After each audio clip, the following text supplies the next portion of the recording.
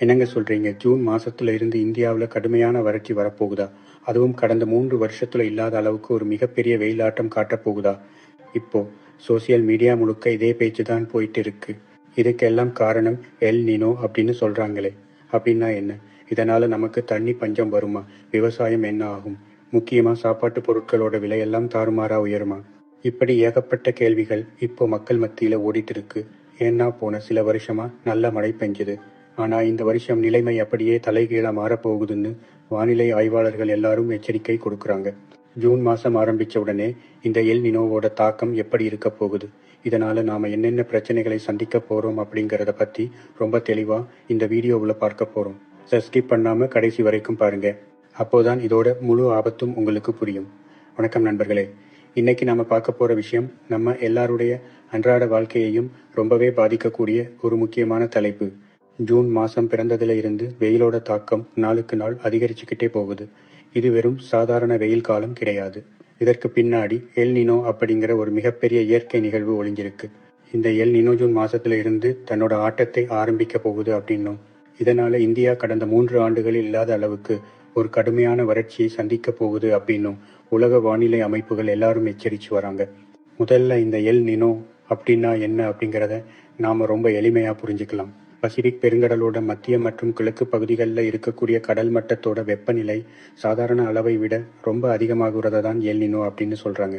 இது ஏதோ கடலுக்குள்ள நடக்கிற விஷயம் தானே, இதனால நமக்கு என்ன பாதிப்பு வரப்போகுது அப்படின்னு நீங்க நினைக்கலாம். ஆனா கடல்ல நடக்கிற இந்த சின்ன மாற்றம் உலகத்தோட ஒட்டுமொத்த வானிலையையும் தலைகீழா மாத்திடும். பொதுவா இந்தியாவுக்கு கிடைக்கிற மழையில 70% அதிகமான மழைப்பொழிவு தென்மேற்கு பருவமழை மூலமா தான் கிடைக்குது. இந்த தென்மேற்கு பருவமழை ஜூன் மாசத்துல ஆரம்பிச்சு செப்டம்பர் மாசம் வரைக்கும் நீடிக்கும். ஆனா எல் நினோ காலம் வந்துட்டா இந்த பருவமழை இந்தியாவை நோக்கி வர்றதுல மிகப்பெரிய தடை ஏற்படும். பசிபிக் கடல்ல ஏற்படுற வெப்ப மாறுபாட்டால இந்திய பெருங்கடல் பகுதியில் இருக்கக்கூடிய காற்று அழுத்தம் மாறி மழை மேகங்கள் எல்லாம் கலைஞ்சு போயிடும். இதனால வழக்கமா பெய்ய வேண்டிய மழையோட அளவு ரொம்பவே குறைஞ்சிடும் அப்படின்னு சொல்றாங்க. கடந்த சில வருஷங்களா இந்தியாவுல லானினா அப்படிங்கிற நிலைமை இருந்தது. இதனால தான் போன 2-3 வருஷமா இந்தியாவுல நல்ல மழை பெஞ்சது. அணைக்கட்டுகள் எல்லாம் நிரம்புச்சு. ஆனா இப்போ அந்த லானினா காலம் முடிவுக்கு வந்து எல் நினோ காலம் ஆரம்பிச்சிருக்கு. இதனால வரப்போற நாட்கள்ல மழைப்பொழிவு ரொம்பவே கம்மியாகும் அப்படின்னு வானிலை அறிக்கைகள் சொல்லுது. இதோட முதல் பாதிப்பு எங்க இருக்கும் அப்படின்னு பார்த்தீங்கன்னா நம்ம நாட்டோட விவசாயத்துல தான். இந்தியாவுல இன்னைக்கும் பல கோடி மக்கள் விவசாயத்தை நம்பித்தான் இருக்காங்க. அதுவும் பருவமழையை நம்பித்தான் பெரும்பாலான பயிர்கள் பயிரிடப்படுது. ஜூன் மாசத்துல ஆரம்பிக்கிற குறுவை சாகுபடி மற்றும் காரிப்பயிர்கள் நடவு செய்யறதுக்கு இந்த பருவமழை ரொம்ப ரொம்ப முக்கியம். இப்போ மழை குறையும் போது நிலத்தடி நீர் மட்டம் வேகமாக குறைய ஆரம்பிக்கும். இதனால கிணறுகள் மற்றும் போர்வெல்கள்ல தண்ணி வத்தி போகும் ஆபத்து இருக்கு. அணைக்கட்டுகள்ல இருக்க தண்ணியோட அளவும் வேகமாக குறைஞ்சிடும். இதனால விவசாயிகளுக்கு பயிர்களை காப்பாற்றுறது ஒரு மிகப்பெரிய சவாலா மாறப்போகுது. விவசாயம் பாதிக்கப்படும் போது அதோட நேரடி விளைவு நம்ம சமையலறைக்குள்ளதான் வந்து முடியும். ஆமாங்க நண்பர்களே, தக்காளி, வெங்காயம், அரிசி, பருப்பு, எண்ணெய் வித்துக்கள் போன்ற அத்தியாவசிய பொருட்களோட உற்பத்தி ரொம்பவே குறைய ஆரம்பிக்கும். ஒரு பொருளோட தேவை அதிகமாக இருக்கும்போது உற்பத்தி குறைஞ்சா அதோட விலை தாறுமாறா உயரும் அப்படிங்கிறது நமக்கு தெரிஞ்ச விஷயம்தான். இதனால வர நாட்கள்ல உணவுப் பொருட்களோட விலைவாசி ரொம்பவே அதிகமாக வாய்ப்பு இருக்கு. இது நடுத்தர மற்றும் ஏழை மக்களை ரொம்பவே கஷ்டத்துல ஆழ்த்திடும் அப்படின்னு பொருளாதார வல்லுநர்கள் கவலைப்படுறாங்க. அடுத்ததா இந்த வறட்சியினால குடிக்கிற தண்ணிக்கு மிகப்பெரிய தட்டுப்பாடு வரப்போகுது. சென்னை, பெங்களூர், மும்பை போன்ற பெரிய நகரங்கள்ல இப்போவே தண்ணி பஞ்சம் தலைவிரித்தாட ஆரம்பிச்சிருக்கு. கிராமங்கள்ல இருக்க மக்கள் குடிக்கிற தண்ணிக்காக பல கிலோமீட்டர் தூரம் நடந்து போக வேண்டிய சூழ்நிலை உருவாகும். கால்நடைகளுக்கு தேவையான புல் மற்றும் தண்ணி கிடைக்காம போறதால மாடுகள் மற்றும் ஆடுகளோட வாழ்வாதாரமும் கேள்விக்குறியாகும். இதனால பாலின் விலையும் உயர வாய்ப்பு இருக்கு. இந்த எல் நினோவால வெயிலோட தாக்கமும் ரொம்பவே அதிகமாக இருக்கும்.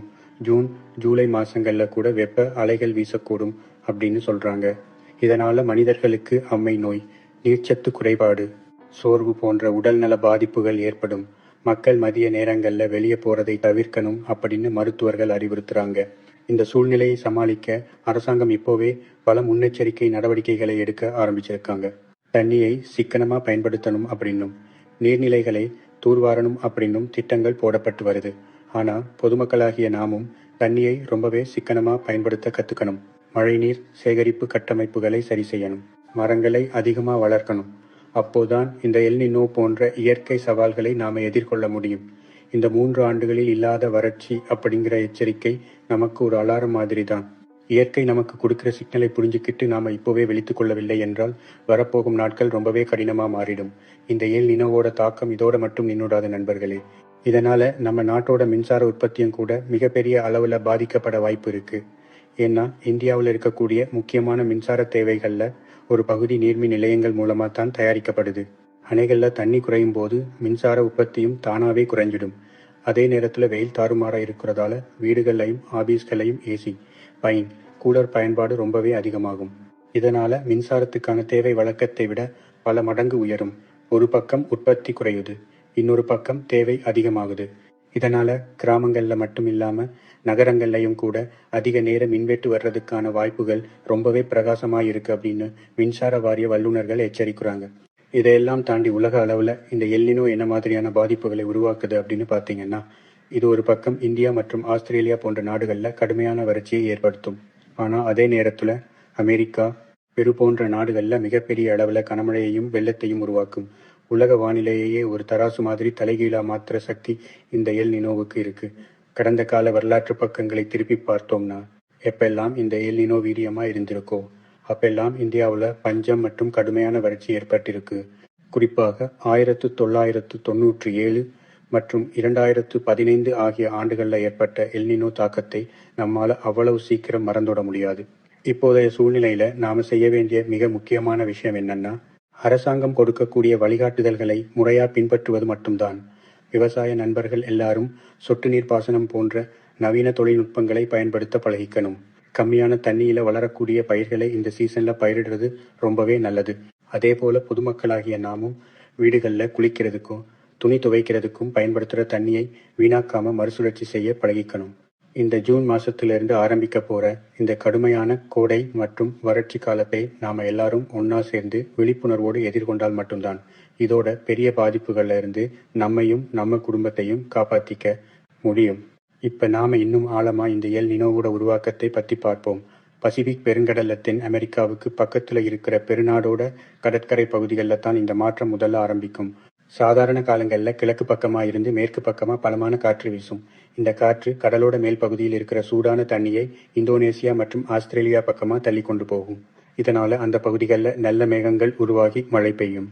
ஆனா எல் நினோ வருஷங்கள்ல இந்த காற்று ரொம்பவே பலவீனம் அடைஞ்சிடும். இதனால அந்த சூடான தண்ணி மேற்கு நோக்கி போகாம கிழக்கு பக்கமாவே தேங்கி நிற்கும். இப்படி தண்ணி சூடாகுறதால உலகத்தோட காற்று சுழற்சி முறை ஒட்டுமொத்தமா மாறி போயிடுது. இதுதான் நம்ம ஊர்ல பருவமழை பொய்த்து போறதுக்கு முக்கிய காரணமா அமையுது. வானிலை ஆராய்ச்சியாளர்கள் இப்போ நவீன செயற்கைக்கோள்கள் மூலமா இந்த கடல் வெப்பநிலையை தொடர்ந்து கண்காணிச்சு வராங்க. அவங்க சொல்ற கணக்குப்படி இந்த வருஷம் ஜூன் மாசம் ஆரம்பிக்கிற எல் நினோவோட வீரியம் மிக அதிகமாக இருக்க வாய்ப்பு இருக்கு. இதனால நம்ம நாட்டுல இருக்கக்கூடிய நிலத்தடி நீர் மட்டம் எந்த அளவுக்கு குறையும் அப்படிங்கிற கவலை இப்போவே ஆரம்பிச்சிருச்சு. குறிப்பா மத்திய இந்தியா மற்றும் தென்னிந்தியாவில் இருக்கிற பல மாநிலங்கள்ல இதோட தாக்கம் ரொம்ப தீவிரமா இருக்கும்னு சொல்றாங்க. தமிழ்நாடு, கர்நாடகா, ஆந்திரா மற்றும் மகாராஷ்டிரா போன்ற மாநிலங்கள்ல இருக்கிற பல மாவட்டங்கள் வறட்சியோட பிடியில சிக்க வாய்ப்பு இருக்கு. ஏற்கனவே கடந்த சில மாதங்களா வெயிலோட அளவு 40 டிகிரியை தாண்டி போயிட்டு இருக்கு. இதுல ஜூன் மாசமும் மழை இல்லாம போனா குடிதண்ணீருக்கு மக்கள் காசு கொடுத்து வாங்க வேண்டிய நிலைமை இன்னும் மோசமாகும். கார்ப்பரேட் நிறுவனங்கள் மற்றும் ஐடி நிறுவனங்கள் கூட தங்களோட ஊழியர்களை வீட்டிலிருந்து வேலை செய்ய சொல்லக்கூடிய அளவுக்கு தண்ணீர் பற்றாக்குறை நகரங்கள்ல ஏற்படலாம். இப்படி ஒரு சூழ்நிலை வந்தா அது நம்ம பொருளாதாரத்தை ரொம்பவே முடக்கிடும். விவசாயிகள் இந்த சமயத்துல பாரம்பரிய நெல் ரகங்களை பயிரிடலாம் அப்படின்னு சில வேளாண் வல்லுநர்கள் யோசனை சொல்றாங்க. ஏன்னா பாரம்பரிய ரகங்கள் வறட்சியை தாங்கி வளரக்கூடிய தன்மை கொண்டவை. அதிக தண்ணீர் தேவைப்படும் கரும்பு மற்றும் நெல் சாகுபடியை குறைச்சிக்கிட்டு சிறுதானியங்கள், கம்பு, சோளம், ராகி போன்ற பயிர்களை பயிரிடலாம். இதனால விவசாயிகளுக்கு நஷ்டம் ஏற்படுவது ஓரளவுக்கு தவிர்க்கப்படும். அதேபோல அரசாங்கமும் ஏரிகள் மற்றும் குளங்களை தூர்வாருற பணிகளை இன்னும் வேகப்படுத்தணும். கிராமப்புறங்கள்ல இருக்கிற 100 நாள் வேலைவாய்ப்பு திட்டத்தை பயன்படுத்தி நீர்நிலைகளை சீரமைக்கலாம். நாம ஒவ்வொருத்தரும் நம்ம வீடுகள்ல தண்ணியை எப்படி சேமிக்கலாம் அப்படின்னு யோசிக்கணும். பாத்திரம் கழுவுற தண்ணியை செடிகளுக்கு ஊத்தலாம். வண்டிகளை கழுவுறதுக்கு அதிகமா தண்ணி ஊத்துறதை குறைச்சிக்கலாம். சின்ன சின்ன விஷயங்கள் தான், ஆனா இது பெரிய மாற்றத்தை ஏற்படுத்தும். இந்த எல் நினோ நமக்கு ஒரு பெரிய சவாலா இருந்தாலும் நாம எல்லாரும் ஒன்னா சேர்ந்து விழிப்புணர்வோட செயல்பட்டா இதையும் கடந்து போக முடியும். இந்த வீடியோ உங்களுக்கு ஒரு முழுமையான விழிப்புணர்வை கொடுத்திருக்கும்னு நம்புறேன். உங்களோட ஆதரவை நம்ம சேனலுக்கு தொடர்ந்து கொடுங்க. அடுத்த ஒரு பயனுள்ள வீடியோவில் உங்களை சந்திக்கும் வரை உங்களிடமிருந்து விடைபெறுகிறேன். நன்றி, வணக்கம்.